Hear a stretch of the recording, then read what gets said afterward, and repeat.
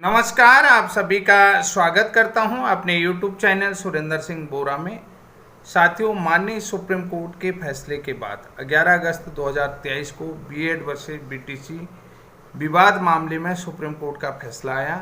Supreme court के फैसले के बाद प्राथमिक शिक्षक भर्ती से बीएड पूरी तरीके से साफ हो गया, यानी कि किसी भी प्रकार का कोई कंपटीशन बीएड को लेकर के प्राथमिक शिक्षक भर्ती में नहीं बचा और प्योरली जो है कि द्विवर्षीय diploma in elementary, DElEd, BElEd और विशेष शिक्षा शास्त्र में स्नातक, यानी कि रिहेबिलिटेशन काउंसिल ऑफ इंडिया से मान्यता प्राप्त स्पेशल बीएड को ही यहाँ पर एंट्री मिली गई तो मिली है। तो अब यहाँ पर आपको मैं ये क्यों बता रहा हूँ, ये चीज़ थोड़ा सा जानने का प्रयास किए कि सुप्रीम कोर्ट के 11 अगस्त 2023 के फैसले के बाद अब देश के अलग अलग राज्यों में प्राथमिक शिक्षक भर्ती आनी शुरू हो चुकी है।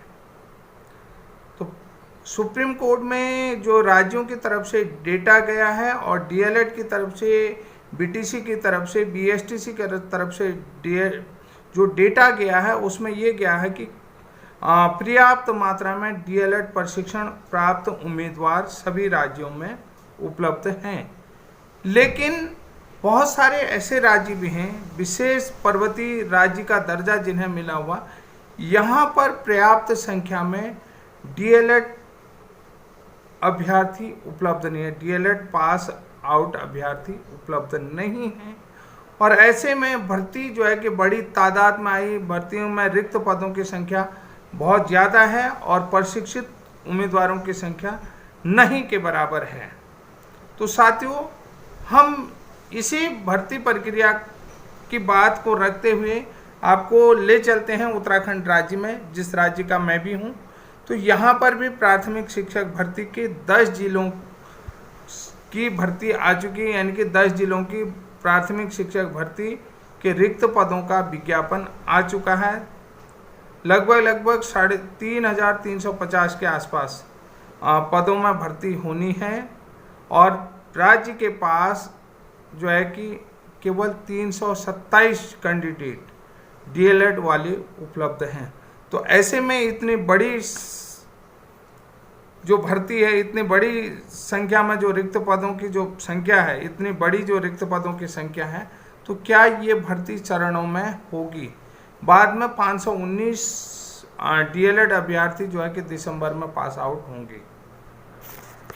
डीएलएड अभ्यर्थी जो हैं कि भर्ती प्रक्रिया को लेकर के, जो डीएलएड अभ्यर्थी हैं वह जो भर्ती प्रक्रिया आई हुई है उस भर्ती प्रक्रिया का विरोध कर रहे हैं।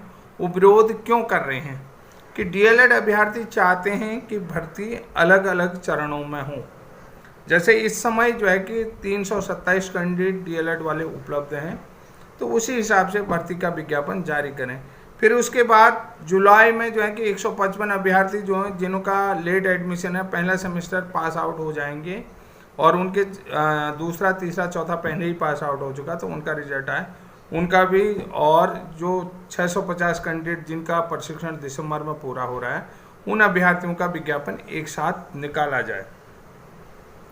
लेकिन एससीईआरटी, राज्य शैक्षिक अनुसंधान एवं प्रशिक्षण परिषद, भर्ती को एक ही साथ पूरा करना चाहती है। और भर्ती को पूरा क्यों करना चाह रही है? क्योंकि जो अध्यापकों की संख्या है, विद्यालयों में अध्यापकों की कमी है, उस कमी को पूरा किया जाए और बच्चे को पर्याप्त मात्रा में ही, यानी कि बच्चे को आरटी एक्ट के तहत पढ़ाने के लिए शिक्षक उपलब्ध हो सकें। यानी कि जो बच्चे का फंडामेंटल राइट है आरटी एक्ट 2009 के तहत कि उन्हें कक्षा में पढ़ाने के लिए शिक्षक चाहिए, तो जो शिक्षकों की कमी है उस कमी को पूरा करा जाए। तो यहाँ पर जो सरकार है, सरकार भी चरणों में भर्ती चाह रही और डाइट डीएलएड वाले कैंडिडेट भी चरणों में भर्ती चाह रहे हैं। तो इसी का कल भी आपने विरोध देखा होगा, आज भी डाइटों में अलग अलग जगह डाइट प्रशिक्षु अभ्यर्थी जो है कि डाइट डीएलएड प्रशिक्षु जो है कि इसका विरोध कर रहे हैं और वो कानूनी सलाह भी ले रहे हैं। हो सकता है ये भर्ती प्रक्रिया या तो उनको शामिल करते हुए, जो दिसंबर में पास शामिल करते हुए लिया जाए, और या जो है कि इस भर्ती प्रक्रिया में रोक भी लग सकती है। तो आइए बात करते हैं कि भर्ती प्रक्रिया को पूरा कैसे किया जाएगा। कि जो सरकार की नीति है वो बहुत अलग टाइप की है। जैसा कि राज्य शैक्षिक अनुसंधान परिषद का डेटा है कि उनके पास 327 कैंडिडेट डीएड के हैं, बाकी अन्य राज्यों के डीएलएड होंगी। और जहां क्योंकि बहुत सारे प्राइवेट यूनिवर्सिटियों में जो है कि आईटीईपी प्रोग्राम पहले से ही चल रहा है, तो बहुत सारे इंटीग्रेटेड बीएड वाले भी कैंडिडेट होंगे, 4 ईयर बीएलएड वाले भी। इसके अलावा डीएड कैंडिडेट भी उपलब्ध है, क्योंकि 2007, 8, 9, 10 में जो है कि इग्नू की तरफ से डीएड प्रोग्राम बहुत चलाए गए थे और बहुत सारे अभ्यर्थियों ने इंदिरा गांधी ओपन यूनिवर्सिटी से डीएड भी कराया गया है। तो यानी कि कुल मिलाकर के डीएड कैंडिडेट भी उपलब्ध तो मिल जाएंगे, लेकिन वो डीएड भी उनका ओडीएल मोड से होगा। ये भी एक तरीके से ओडीएल मोड वाला प्रोग्राम डीएड का इंदिरा गांधी ओपन यूनिवर्सिटी से करवाया गया है। ये भी कैंडिडेट यहाँ पर उपलब्ध तो हैं, लेकिन डाइट डीएलएड वालों का कहना ये है कि अदर स्टेट के डीएलएड से पहले उनको वरीयता दी जाए, क्योंकि 5 दिसंबर से पहले उनकी जो है कि उनका 4th सेमेस्टर का रिजल्ट भी आ जाएगा। उनका इसको जो 110 दिनों की स्कूल टीचिंग बची है, तो वो नियमित जो स्कूल टीचिंग बची है, ठीक है, नियमित क्लासेस का प्रशिक्षण बचा है, वो भी पूरा हो जाएगा, उसका रिजल्ट भी आ जाएगा। अब आपको मैं बता देता हूँ, जून में ये भर्ती प्रक्रिया आई है। जून यानी कि जुलाई तक आवेदन प्रोसेस जारी रहेगा। जुलाई के बाद जो है कि इनको लिस्टेड किया जाएगा अगस्त, सितंबर, अक्टूबर। तो अक्टूबर तक इन लोगों का जो है कि ये डेटा का काम रहेगा, नवंबर। तो यानी कि कुल मिलाकर के राज्य सरकार को और एससीईआरटी को इन लोगों को भी शामिल करते हुए चलना चाहिए, क्योंकि अपियरिंग वालों को भी शामिल कराना चाहिए, क्योंकि दिसंबर तक भर्ती प्रक्रिया काउंसलिंग शुरू होगी, तब तक इन लोगों के भी रिजल्ट आ जाएंगे। काउंसलिंग के टाइम में इन लोगों के पास अपना मार्कशीट होना चाहिए, तो इन लोगों को भी शामिल करते हुए चलना चाहिए। अगर एससीईआरटी एक ही चरण में भर्ती प्रक्रिया अगर चरणबद्ध तरीके से कराती है, तो तब इन लोगों के हक के लिए बहुत अच्छा प्रोग्राम है। दूसरी बात मैं आपको ये बता देता हूँ कि ये भर्ती प्रक्रिया को पूरा करने के लिए जो शिक्षा मित्र औपबंधिक राजकीय प्राथमिक विद्यालय में सहायक अध्यापक के रूप में नियुक्ति पा चुके हैं, औपबंधिक सहायक अध्यापक औपबंधिक नियुक्ति पा चुके हैं कि राजकीय प्राथमिक विद्यालय में, तो उन लोगों के माध्यम से भी रिक्त पदों को फुलफिल किया जाएगा।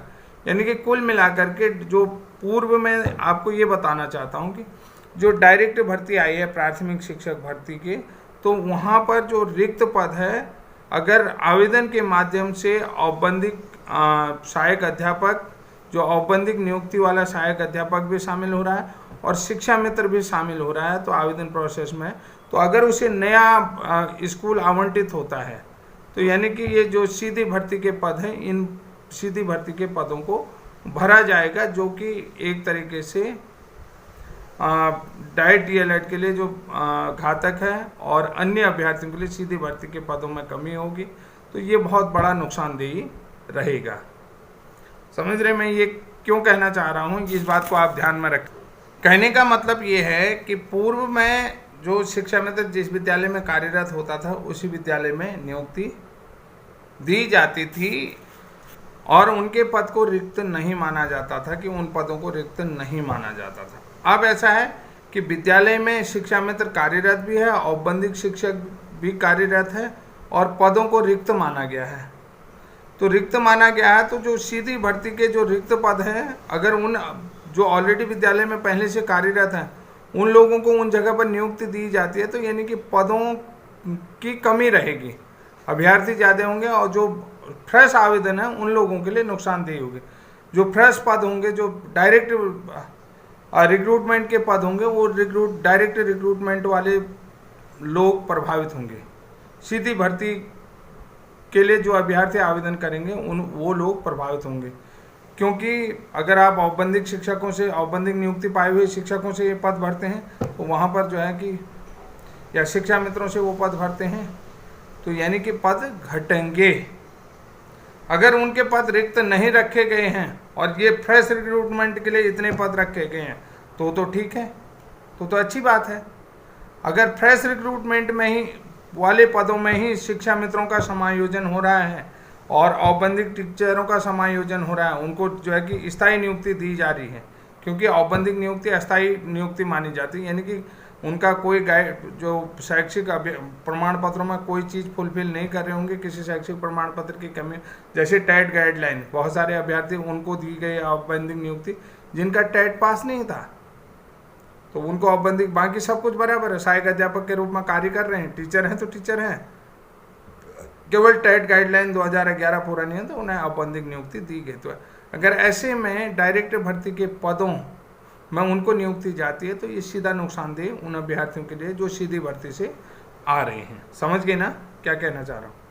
और दूसरी बात, डीएड कैंडिडेट, बहुत सारे डीएड कैंडिडेट हैं, तो यहाँ पर डीएड कैंडिडेट के भरने से भी जो पीछे जिन लोगों को भर्ती शामिल नहीं कर रहे हैं तो ये पद पहले से डीएड से ही भरे जाएंगे। भाई जब जो योग्यता, सीधी योग्यता मांगी गई है, जो योग्यता अभ्यर्थन के लिए जो योग्यता मांगी गई है, डीएड डाले तो उसको अगर वो मेरिट में आ रहा है उसको नियुक्ति देने से आप मना थोड़ी करेंगे।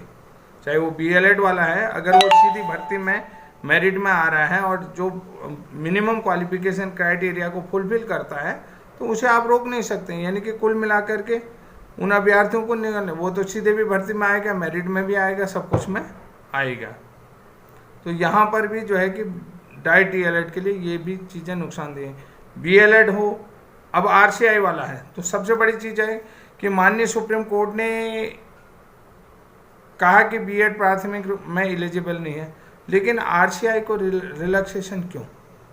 ये बहुत बड़ा होना है कि जो स्पेशल बीएड है उसको रिलैक्सेशन क्यों? बीएड तो बीएड है। नैनीताल हाई कोर्ट ने कहा कि भाई अगर जेनेरा बीएड है तो स्पेसिस भी बीएड है, तो अगर बीएड को नहीं लिया जाना है तो नहीं लिया जाना है।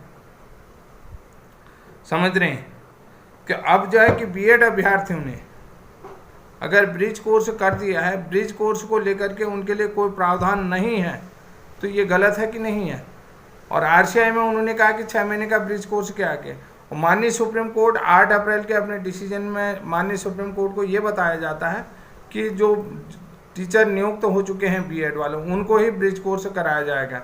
और उन्होंने कहा कि 7 अप्रैल 2025 से पहले ब्रिज कोर्स का सिलेबस पाठ्यक्रम एमएचआरडी की हेल्प से एनसीटी के दिशा निर्देश में ये जो है कि बनाया जाए। तो ऐसे में साथियों देखिए, कुल मिलाकर के अब आप आगे क्या करेंगे। और दूसरी चीज़, एक चीज़ और बता देता हूँ, जो पूर्व की भर्ती को यहाँ मर्ज कर दिया है कि 2019 के शिक्षा सेवा नियमावली, प्रारंभिक शिक्षा सेवा नियमावली के आधार पर आई भर्ती जिसमें बीएड फुल क्वालिफिकेशन है, बीएड कंप्लीट क्वालिफिकेशन के साथ शामिल, और बहुत सारे लोगों के जो है कि ज्वाइनिंग लेटर अभी भी हाई कोर्ट में पड़े हुए हैं, उनकी नियुक्ति होनी बाकी है। तो ऐसे में अगर ये पद यहाँ मर्ज किए जाएँ तो जो भी सरासर गलत है कि 2019 की नियमावली अलग है, 2024 की नियमावली अलग है, तो यहाँ पर नियमावली को चैलेंज किया जाए। तो अब मैं यहाँ पर ये इसलिए कह रहा हूँ क्योंकि एससीईआरटी पूरी भर्ती को एक साथ कराना चाह रही है। एससीईआरटी जितनी जल्दी जो है कि ये भर्ती निपट जाए कि चरणों में नहीं, जबकि सरकार और डाइट डीएलएड वाले चाहते कि ये भर्ती चरणों में हो, तो निश्चित रूप से ये भर्ती कोर्ट में उलझेगी। और बीएड वालों के लिए ये चीज़ कह रहा हूँ कि जब आरसीआई को, विशेष बीएड को जब मौका है, तो आप अपने मौके के लिए क्या कर रहे हैं, जल्दी से जल्दी कमेंट बॉक्स में बताएं कि आपको आगे कौन सा कदम सही होगा और क्या करना है। जिन लोगों ने मेरा चैनल सब्सक्राइब नहीं किया है तो साथियों आप लोगों से निवेदन है कि पुनः निवेदन करता हूं कि आप चैनल को सब्सक्राइब जरूर करें।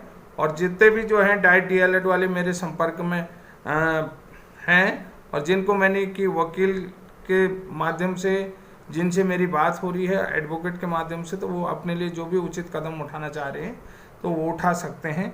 ऐसा नहीं है क्योंकि अगर या तो एससीईआरटी आपकी बात मान ले, क्योंकि सरकार तो मान रही है, एससीईआरटी सब भर्ती को डायरेक्ट करा रही है, जबकि आपका प्रशिक्षण जो है कि दिसंबर में कंप्लीट हो रहा है। क्योंकि आपका जो एफिडेविट है वो भी मैंने देख लिया है कि 5 दिसंबर के आसपास आपके सीधा जो है कि मूल्यांकन वहाँ पर नंबर जो है कि जुड़ जाएंगे प्रैक्टिकल के। तो साथियों आज के लिए इतना है, तब तक के लिए जय हिंद, जय उत्तराखंड।